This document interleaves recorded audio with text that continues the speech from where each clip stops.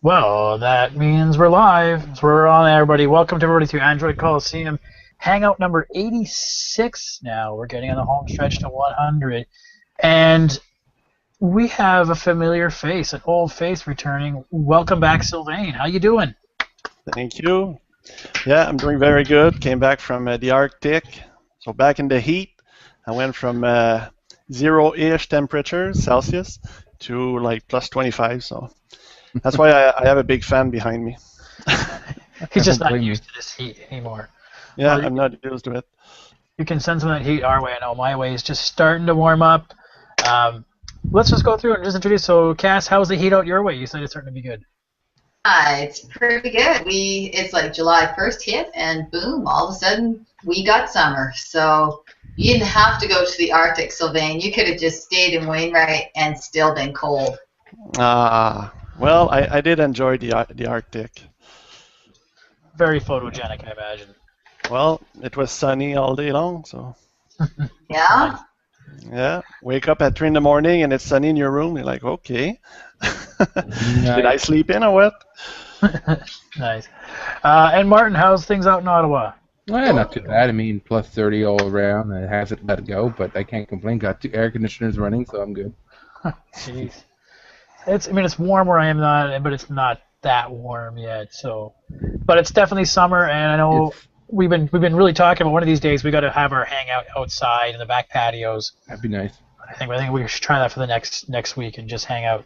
Now, who we're missing here tonight? Obviously Mark and Tom, who are not in there, who have some busy stuff going on. But Joshua Munoz, we did say he was going to be here. He's just having some issues with his computer, getting, I guess, with the new version of Hangouts. It no longer needs the plug-in or something now.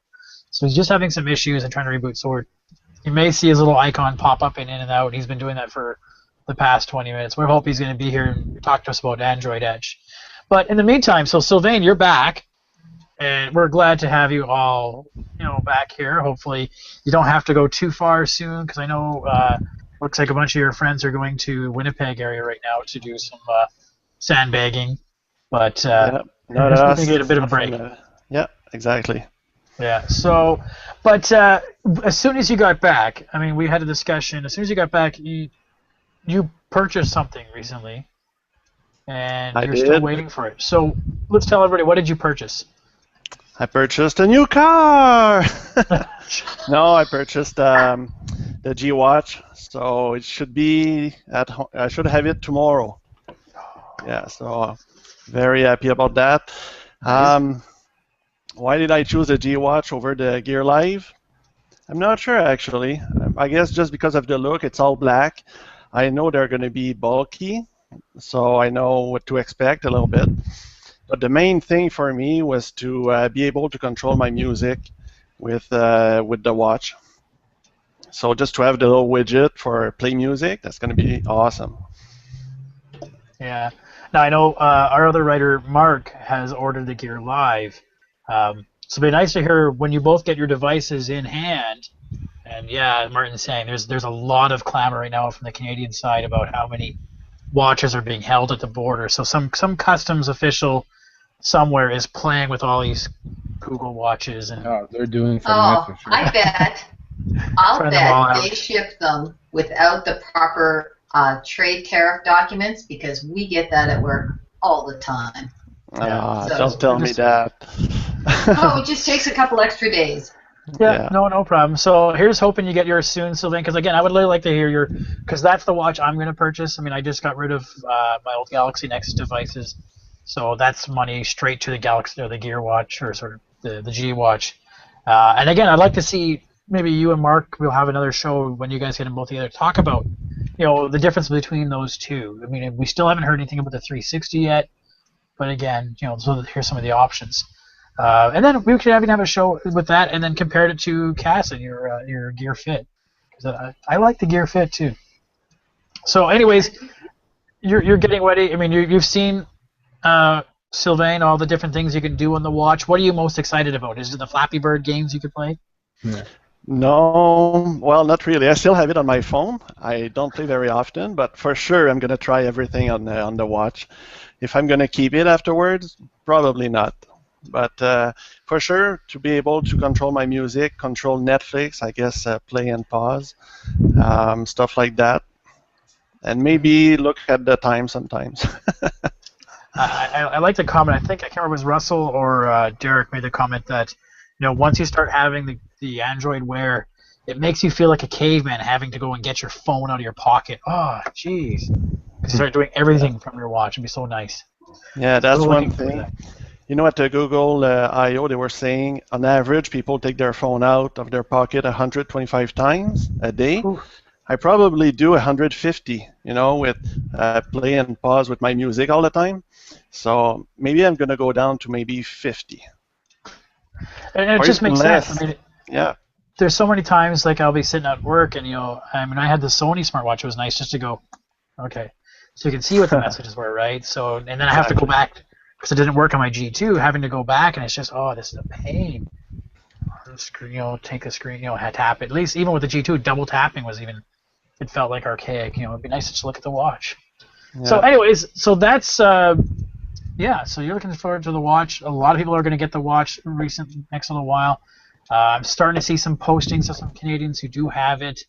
Seeing a lot of rantings, those who are waiting for it. So I'm going to be placing my order soon. Hopefully, I get it and no issues. We're still hoping Josh can join us here. This would be really nice if he can. Come on, Google gods, bring in the Hangouts working for him. Otherwise, since last episode, we talked about the Android L version and how the Nexus 5 and Nexus 7 2013 version had got. And I know, Sylvain, you loaded it up on yours, right? On your Nexus 5? You didn't? Absolutely not. No, I need stability. Gotcha. So I'm back to stock, not even rooted. Okay, because I was going to try to see if people who are if it is ready for a stock or a daily driver yet. I know it's a preview, but how many people are probably doing that? I hear now that the Nexus 4, and I was really about to debate to put it on my old Nexus 4 here, has a preview version, custom built by a guy on XDA. Now, he makes comments of there's definitely things that are not working on it. Like some of the camera features are not working, certain things. So I'm like, well, I'll try it just to test it out, but at the same time, I'm having issues with my G2. I need to send it back, so I need to use my Nexus 4 now as a daily driver. So I need to stop doing, don't test with it. But oh well. So getting some cool new things. This is a cool thing. I just noticed that I had a really busy day, and so one piece of news that stuck out to me today, Chromecast got an update, which is kind of funny because it wasn't really an update we all saw. Like your phone didn't say Chromecast updated. But Martin, you were saying the actual app on the the software on the Chromecast itself, when you turned it on today, it rebooted and reinstalled some new firmware. I had some new software to install on the Chromecast, and at the same time, my phone just popped in the corner a notification saying that screencasting was available from Chromecast. It wasn't an update from Google. It was just an option that was just toggled on. That's all it was, and it told me that I can now do it via the toggle, and it actually was there. So just a couple of days ago, the feature, I clicked on it, wasn't working, told me it failed to connect, whatever reason. Today I tried again, clicked casting my screen to the TV, and it worked perfectly fine. Very nice. We'll figure that one out. So how fluid is this? Is this something you could watch a movie? Absolutely. No. Oh no. Definitely not. not. You could at least bring up, and here's my vacation pictures. I mean, because we could do it from... To be able to watch a movie, you'd have to drop down your screen, the way your screen is being presented. You can't do 1080p, forget about it. 780p, maybe, you probably would have to drop it down to 480. But, in the same sense, we have Netflix and YouTube, we can cast from those anyways. And we can cast our pictures from the Google Plus Photos app. I was just wondering things like, hey, let's take a look at where we're going to go on a trip here. Or let's take a look at this web page. It's much easier to do that kind of stuff, casting. For now, casting anything that requires too much screen rendering is not really an option. So it is kind of laggy. Yeah, kind of like your barbecue screen. Think of it that way. Sure enough. Sylvain, you had a question? Yeah, just before the show, I tried it, and it seemed pretty fluid. Pretty fluid if you're just on your launching application going through, but if you're actually trying to play a movie that needs rendering, it won't do it. Ah, okay. I didn't get there.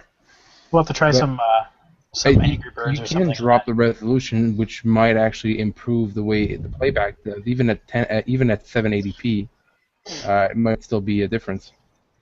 So how would you adjust the resolution of what you're casting? I'm wondering. Once you're casting, you have the ability to change your resolution. Kind of like if you were casting from your desktop, it tells you you can cast in 780p, 1080p, and 480p. You can change it. Okay, just taking a look at some of the options. Oh, finally, we actually have a live body. Hey, Oh my god, that took forever. hey, he's alive. It works. I'm not a Oh liar. my goodness. All right, so perfect timing, Josh. Josh, thanks for joining the show. I know it was a bit of a hell to get your computer up and running for this. You've not had an easy week the past week. It sounds like. Yeah, not typically easy. I actually got home late from work today and took a long nap before this just so I could be ready for it. Naps are nice. Anyway, so let's before we get into some of the topics, let's just introduce yourself, Josh, to those of you maybe watching who don't know who you are. Sure. So, for those of you that don't know me, currently what I'm working on is a project called Android Etch, which is a venture that I had crowdfunded last December 2013, to raise money to get this laser engraving machine, so I could etch the Android logo and variations of that on glass and wood and stuff like that. That's kind of the biggest thing I'm doing right now. I think that anybody would be interested in.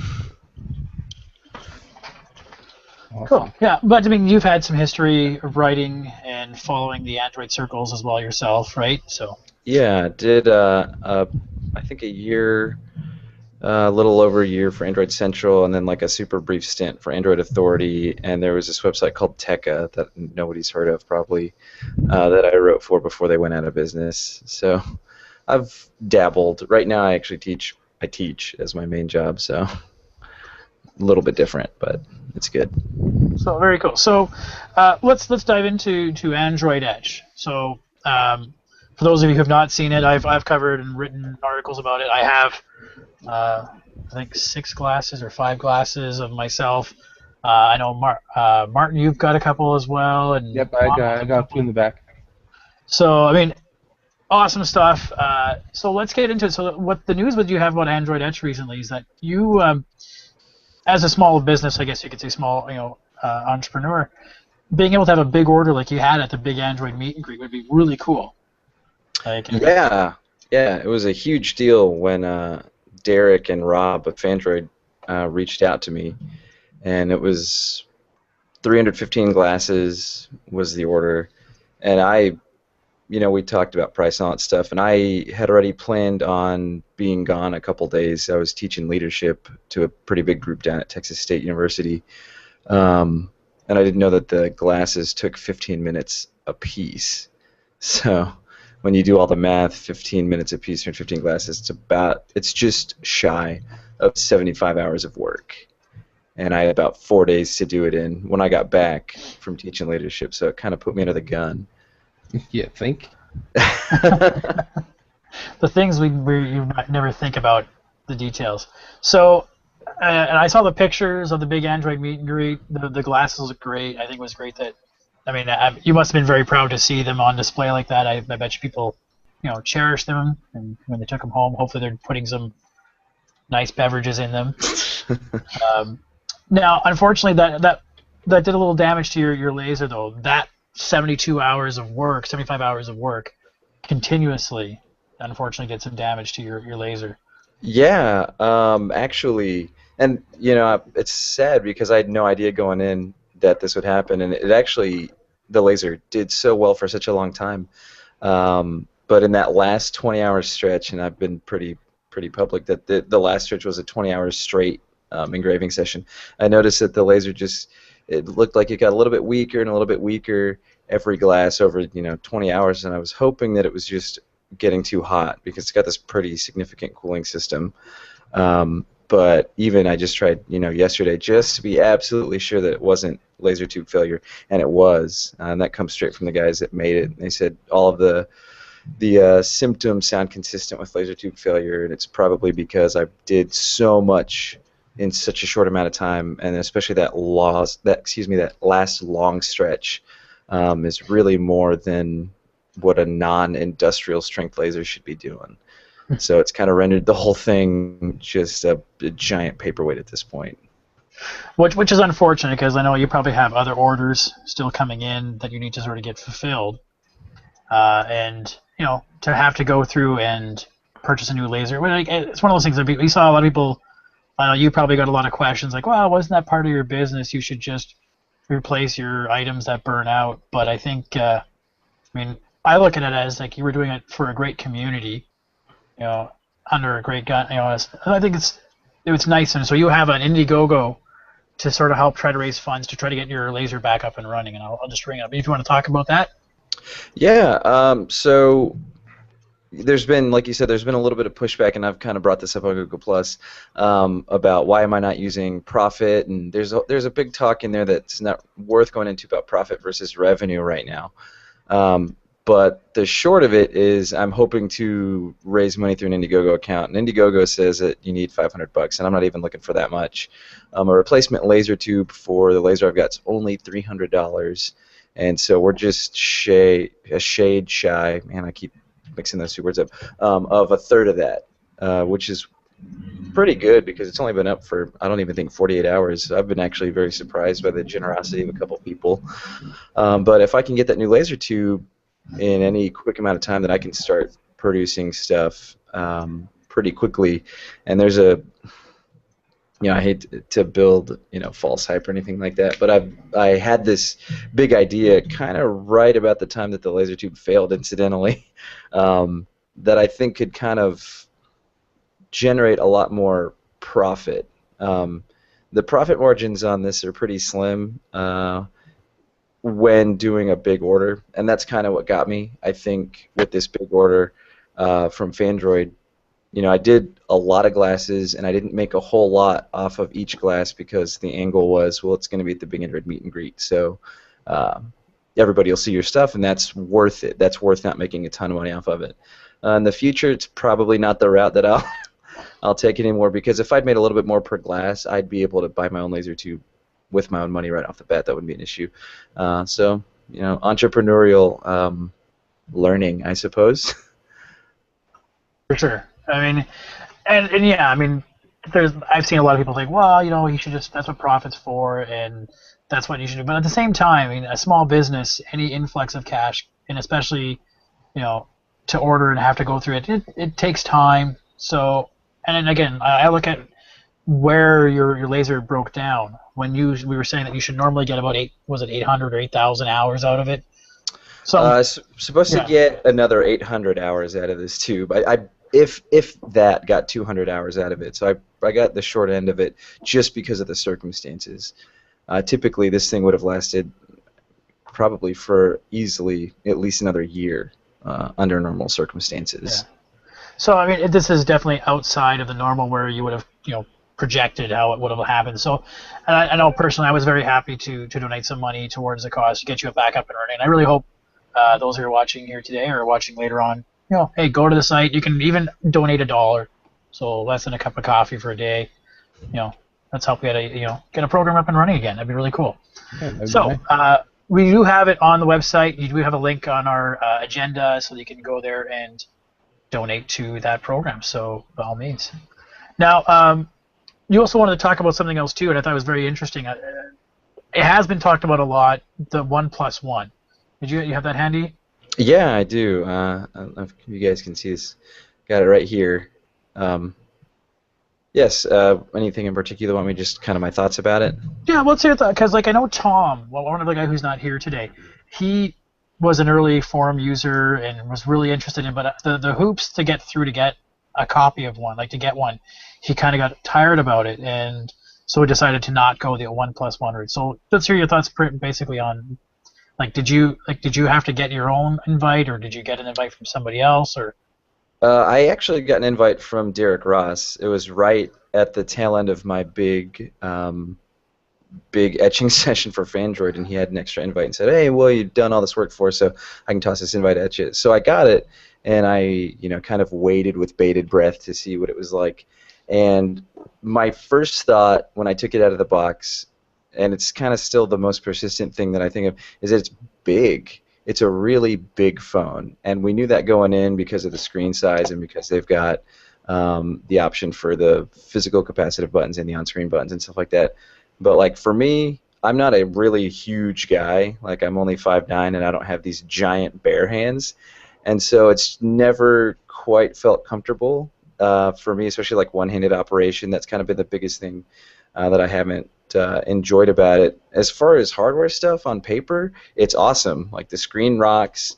It's really fast, 3 gigs of RAM, 64 gigs of storage space on it, 1080p. I was thinking back, I was comparing the screen to, I came from a Moto X, which I just loved.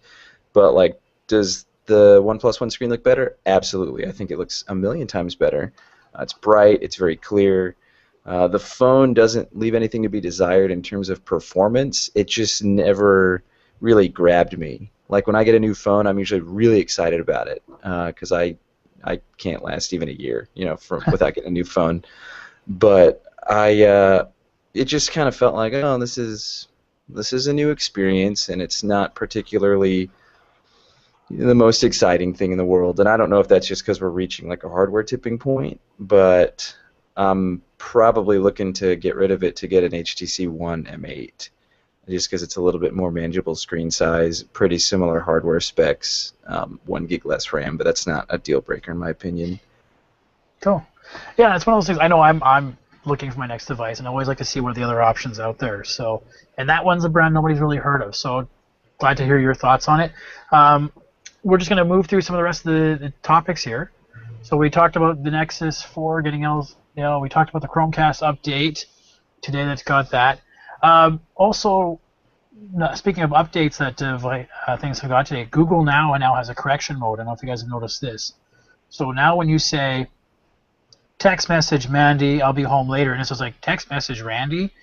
No, I meant Mandy. It'll recognize the no, I meant part and change that part of your original voice message. So I don't know if you guys had a chance to try that out yet. No, not yet. I think it's a really cool feature. It's nice to be able to tell it, no, I meant this, because before you'd have to hit X and then do it again.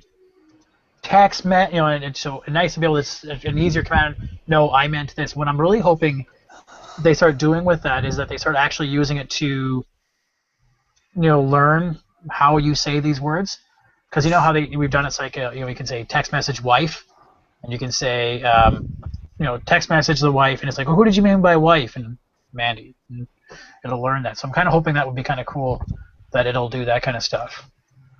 And last little bit of news, and if you have anything else we can add to it. But I heard from a little birdie that Ingress was coming to iOS.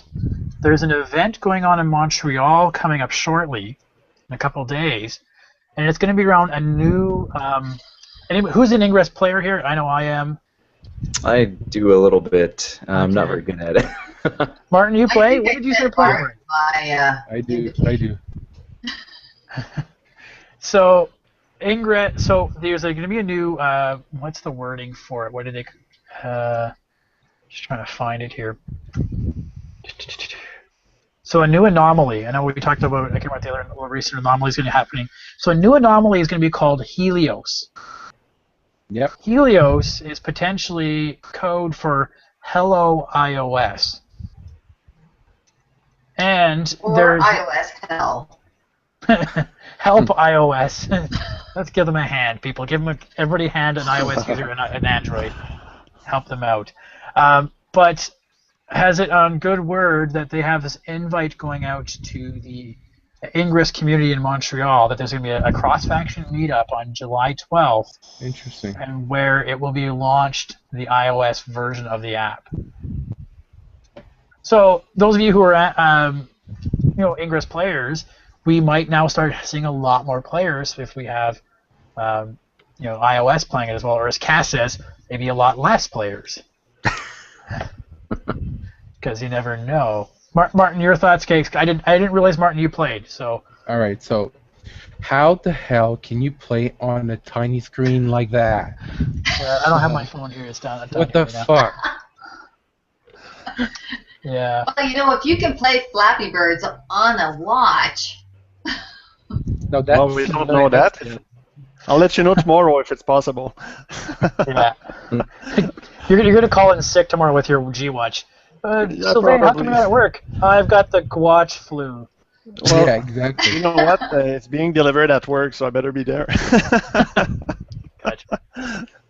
And then you'll get sick as soon as you receive this product. Yeah. Oh, it must have been something where it was delivered from. But yeah, no, I mean, we remember what happened when Instagram went to Android. All the iOS people got upset, and this back and forth, Android versus iOS. But I think it'd be kind of cool to see.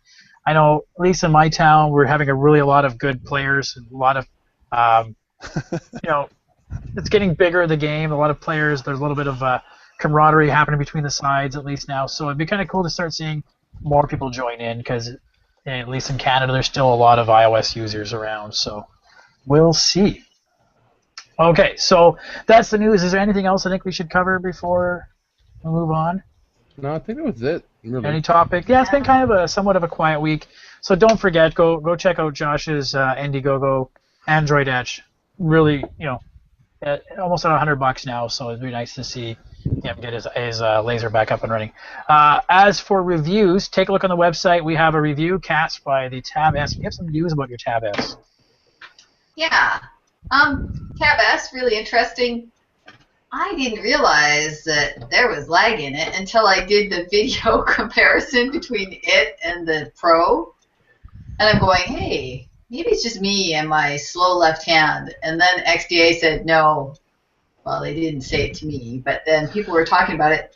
And I noticed today I got another update. I thought, hey, it seems snappy. And I did another video, and whatever was wrong has been corrected. Oh, good. Yeah, so I'm not using, pardon me? Probably the video codec of it. I don't know. Somebody suggested that they had dialed it back to reduce heating, because it is a really thin device, and I have not noticed any heating like I felt with the Tab Pro. So I don't know what they did, but I think they got the message when people said, "Nah, this sucks for lag." They went, "Ooh, people noticed." And more so than a Samsung device has normally. Yeah. Although I'm old, so I don't really notice that stuff. What can I say? All right. So that's the Tab S. She has a review up on our website already. You guys can watch her little video, just a comparison between the Tab Pro and the Tab S. So you can take a look at that. Very neat. We're still also hoping that we can take a look at the Tab S 10.1. 10.5. 10.5. Okay. And I'm trying to hear from my LG contacts about their new G-Pad 10.1. Although after seeing the specs from the 10.1, I'm not that excited. It's like the specs of the Note 8, essentially, but in a 10-inch screen. Anyways, the 10.5 is supposed to be quite good, and it is substantially different than the 8.4. So it's cool to see that. So otherwise than that, I got some new products from 808 Audio. I got a little boombox speaker I'm going to be testing out as soon as I have some nice enough weather to go and have a barbecue out in the backyard. As well as soon as I get to go camping, I also have the Champ Skybox survival radio. It's got a little camera, light, solar power, crank radio, and these are both Bluetooth audio as well, so you can connect it. I gotta say, for the testing I've been doing on this guy, I was ready. It's amazing audio. The Skybox is just wow, the number of features. It's great for camping, so I'll hope to have a full video on those things as well on the site. And Martin, you have that charging cable. Yeah, the Bench 2X charging cable. Actually, the guys over at Pyramid Distribution were nice enough to lend a 30% coupon off the cable, because off the bat it's going to cost you about $40. Take 30% off, takes the edge off of it, so this should be interesting. And they've even offered to possibly supply me with a couple of cables for free to give away. Good. Okay. So that brings down about $30. So after you've been using that 2x cable for a while, So we did the initial article, I think, after a week. Yeah. So it's been a couple weeks now. Is it still supplying it not roughly 2 times, but definitely better than? It supplies me about 20% more power. But one thing I do have to mention, your device has to be able to do fast charge. If it doesn't do fast charge, you'll get probably at the most 200 mAh more being charged your device, and you won't see a difference. It'll probably be about the same time. So I've reduced my charging time from 3 hours to maybe an hour and a half. Okay. That's good. And that's on a good day. Now, do you have a list somewhere of which ones are compatible with fast charge? HTC One. Well, actually, I can put up a list. I'll probably put it up on the website later on. If you do the article, just put in the article a list of which devices we know are compatible with fast charging. And that's something. Speaking of the fast charging, I'm going to be having potentially a quick hangout show with Siobhan to talk about the Find 7, which she has right now. And they have that VOOC, that rapid charging option, which will charge her entire battery in 45 minutes. Wow. That'd be awesome, Which actually. is kind of cool, and it's a very specific to that battery. So if you use a different battery, it's not going to be working. So it's interesting to hear her thoughts on that, because she went from the N1 when, Josh, you talk about a big phone. The N1 was huge. So she's gone down from the N1 to the Find 7, and she's like, it feels small. So, I still think I should go for the Max. The Max looks good. well, I went from the G2 back to the N4, and my N4 is like, oh, this feels so tiny now. It fits perfectly in my the I mean, I change think drawer. I think mine's a bit small, so I might go bigger than the HTC one. You know. Yeah, I'm still waiting to hear the G3. The G3 pre-order dates, and I'll put my pre-order in for that as soon as it's available. But then again, I'm also looking at the G3, and I'm looking at the 1st of August, and I'm like, haha. It's pretty well.